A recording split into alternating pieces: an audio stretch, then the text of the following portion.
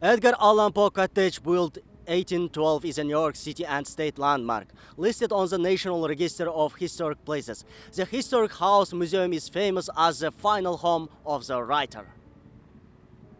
The famous writer moved into this cottage, located in what today is the borough of the Bronx, in 1846.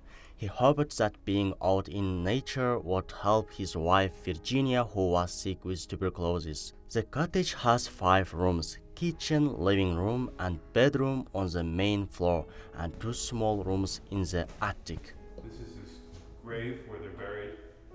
Virginia dies in the cottage here, and the reason Poe comes here, he comes to Manhattan in 1844, but he comes here in 1846 because Fordham then was entirely rural. It was part of Westchester County, and the idea was the clean country air of Fordham would help Virginia recover. It does not, and she dies in this small bedroom in the end room here. Edgar Poe wrote the Annabelle poem at this cottage and devoted it to his wife after she died.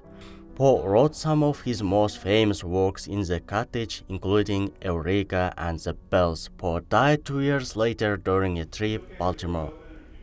He's found outside of Gunner's Hall, which was a tavern, ranting and raving and wearing clothes that were not his own, and he dies a week later, and no one knows for sure how he died.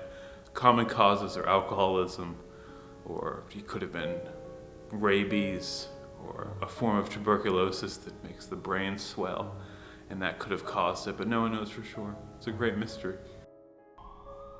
In 1930, the house was saved from demolition by the New York City Shakespeare Society, which raised funds to move it across the street to a public park so that it could be preserved in perpetuity. Today, the cottage's rooms have been restored with furnishings appropriate to Poe's residency in the 1840s, including a desk, rope bed, and wicker rocking chair thought to have belonged to the family.